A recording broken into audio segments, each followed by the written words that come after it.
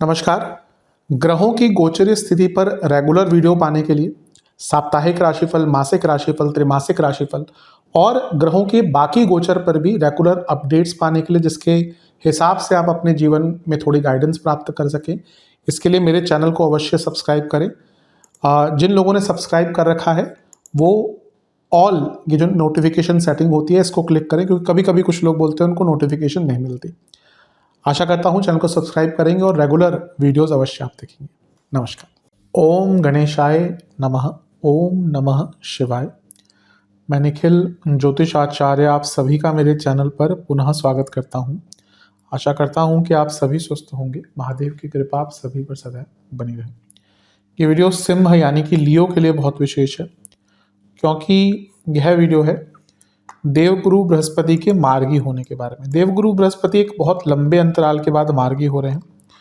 11 नवंबर 2025 को वो वक्री अवस्था में आ गए थे और अब वो 11 मार्च करीबन 4 महीने बाद मार्गी हो रहे हैं।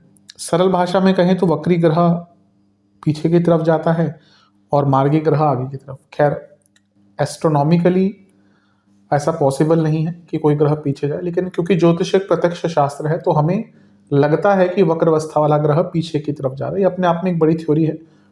हाँ, उसका ज्योतिषीय प्रभाव अवश्य होता है। एस्ट्रोनॉमिकली में भी वो पॉसिबल नहीं है कि हम कहें कि ग्रह पीछे जा रहा है, लेकिन हम जब देखते हैं, क्योंकि एक रिलेटिव स्पीड होती है ग्रहों की, तो हमें लगता है कि वो प्रतीत होता है कि वो ग्रह पीछे की तरफ जा रहा है। ये अलग थ्योरी है, मैंने कहा कभी दूसरे चैनल पर मैं इसको समझाऊंगा, जिसको नहीं पता, कई लोगों को पता भी होगा।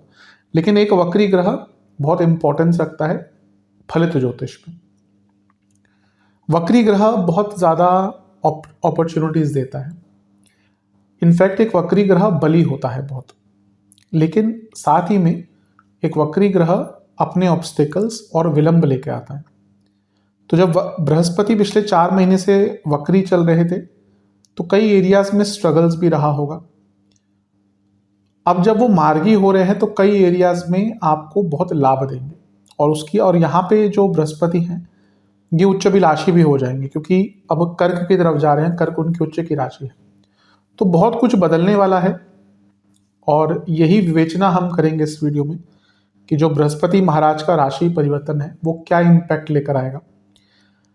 पुनः समझाने का प्रयास कर सकता हूँ। पहली चीज कि अलग अलग राशिफल नहीं बन सकते।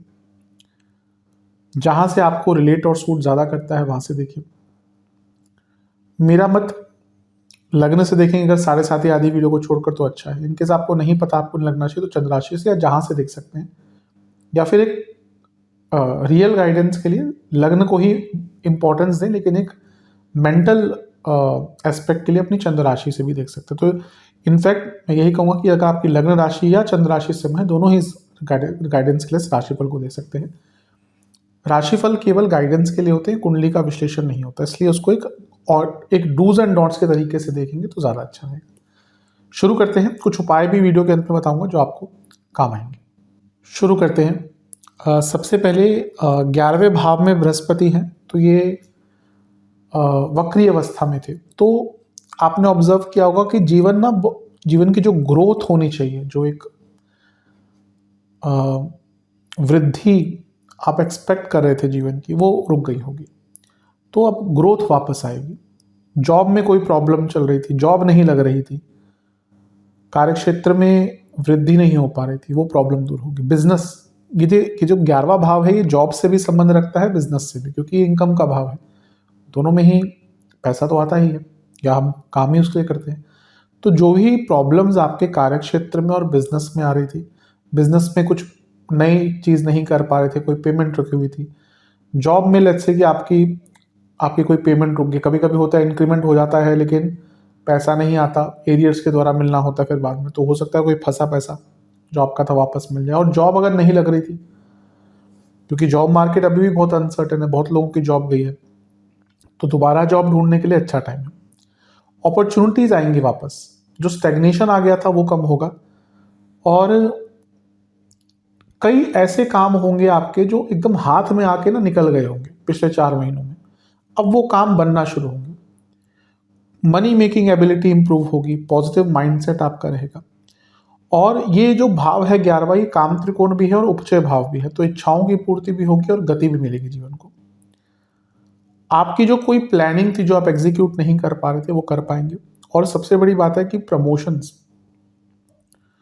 जो आपके प्रमोशन रुके हुए थे कार्य क्षेत्र में, वो भी आपके पूर्ण तरीके से आपको प्राप्त होंगे अगर किसी के रुके हुए थे। और एक जो फ्लो होता है ना जीवन का, वो वापस आए, बहुत अच्छी चीज है। अगला पॉइंट, हमने 11वें भाव की बात करी जहां पे स्थित है वो पंचमेश है और अष्टमेश भी है। पहले पंचम की बात करते हैं। लव लाइफ में प्रॉब्लम आ रही थी, अनसर्टेनिटी थी, वो चीजें सॉल्व होंगी। क्लियर थिंकिंग रहेगी आपकी, क्रिएटिविटी बढ़ेगी। इन दोनों ही चीज़ों में प्रॉब्लम आएगी, थिंकिंग भी क्लियर नहीं होगी, क्रिएटिविटी भी कम हो गई हो, वो प्रॉब्लम दूर होगी।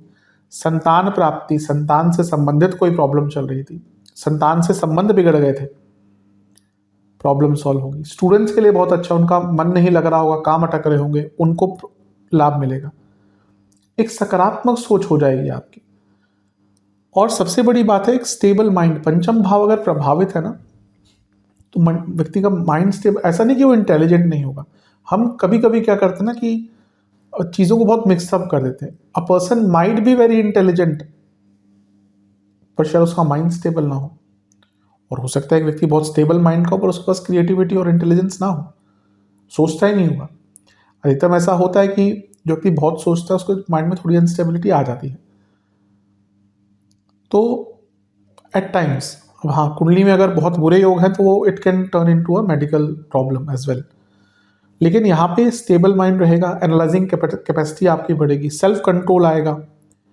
लक्ष्मी भाव के स्वामी लाभ स्थान में मार्गी हो रहे हैं, तो लक्ष्मी और लाभ का मिलन यानी कि धन से संबंधित कार्य पूर्ण होंगे।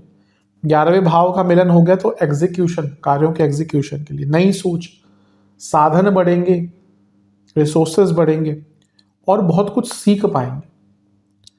क्योंकि ये जो भाव है ये नवम से नवम है, तो धार्मिक कार्यों में भी जो विलंब आपके आ रहे थे वो भी आपके दूर होंगे। तो ये बहुत अच्छी चीजें दिख रही हैं।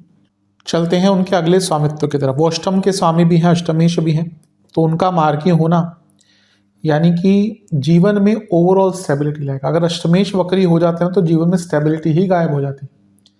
तो स्टेबिलिटी वापस आएगी, स्टेबल माइंड रहेगा, ट्रांसफॉर्म कर पाएंगे आप अपने जीवन को इन अ गुड मैनर यानी कि पॉजिटिव मैनर। प्रॉब्लम्स के सॉल्यूशन मिलेंगे। कोई पेमेंट रुकी हुई थी आपकी, क्योंकि 11वां भाव भी इन्वॉल्व है ना, 11वें भाव में बैठे हैं, कोई पेमेंट रुकी हुई थी, पैतृक संपत्ति के काम अटक रहे थे, वो सारी प्रॉब्लम्स ठीक होंगी। और सबसे महत्वपूर्ण बात है कि जो कॉम्प्लेक्सिटीज आ गई थी जीवन में, बहुत बहुत बहुत ज़्यादा आपका जीवन कॉम्प्लेक्स हो गया होगा, तो वो प्रॉब्लम भी दूर होगी, सरलता वापस आएगी। हेल्थ वाइज कोई डायग्नोसिस नहीं हो रहा था, कोई हेल्थ इशू का, वो प्रॉब्लम सॉल्व होगी। और साधना में कुछ बाधा आ रही थी, जो लोग साधना करते हैं उनको पता है कभी कभी ऐसी अवस्था आ जाती है कि हम नहीं कर पाते, उसके पीछे ग्रहों का पूरा इम्पैक्ट होता है। तो हो सकता है कुछ लोगों की साधना में भी बाधा आई हो, तो वो प्रॉब्लम भी दूर होगी। अब उनकी दृष्टियों की तरफ चलते हैं। बृहस्पति महाराज की एक दृष्टि है आपके तीसरे घर पर, तो कई लोगों का कॉन्फिडेंस कम हुआ होगा, कम्युनिकेशन में प्रॉब्लम आई होगी, दोनों ही चीज़ों में सुधार होगा। भाई बहनों से संबंध बिगड़ा, एक वर्क फ्लो बिगड़ा आपका, वो ठीक होगा। एक जीवन स्ट्रक्चर्ड वे में वापस आपका आगे बढ़ेगा।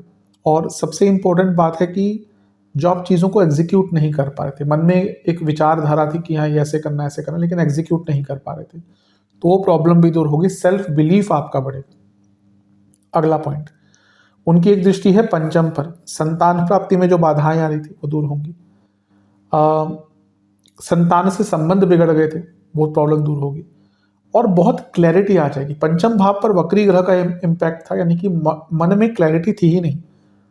लव लाइफ में जो दिक्कत चल रही थी, लव लाइफ में आपको कोई, अब देखिए तीसरा भाव और पंचम भाव प्रभावित है और पंचमेश है, तो कभी कभी क्या होता है रिलेशनशिप में बहुत कम्युनिकेशन प्रॉब्लम आ जाती है, तो वो कम्युनिकेशन प्रॉब्लम दूर होगी और सोचने समझने की क्षमता आपकी बहुत बढ़ जाएगी। फिर से 11वें 5वें का मिलन है तो धन प्राप्ति के लिए अच्छा होता है। अगला पॉइंट, 7वें भाव पर दृष्टि है उनकी, तो ये विवाह के लिए अच्छा है, विवाह का योग बनाता है। वैवाहिक जीवन में जो प्रॉब्लम चल रही थी उनको थोड़ा बहुत सॉल्व किया जा सकता है। हाँ, नहीं भूलना चाहिए कि अभी यहाँ पे राहु भी है। अच्छा, एक और चीज़ है, शनि और बृहस्पति दोनों का प्रभाव पंचम पर है, ये आपको कोई बहुत अच्छा आइडिया दे सकता है जो आपके जीवन को बदल कर रख देगा। सप्तम पर वापस आते हैं, विवाह का योग है, वैवाहिक जीवन में प्रॉब्लम्स को दूर करने का योग है, बिजनेस के लिए बहुत अच्छा है, सोशल लाइफ को इम्प्रूव करने के लिए अच्छा है, रिकॉग्निशन के लिए अच्छा है, प्रमोशन के लिए अच्छा है, और जीवन में एक बैलेंस और स्टेबिलिटी लाने के लिए अच्छा है।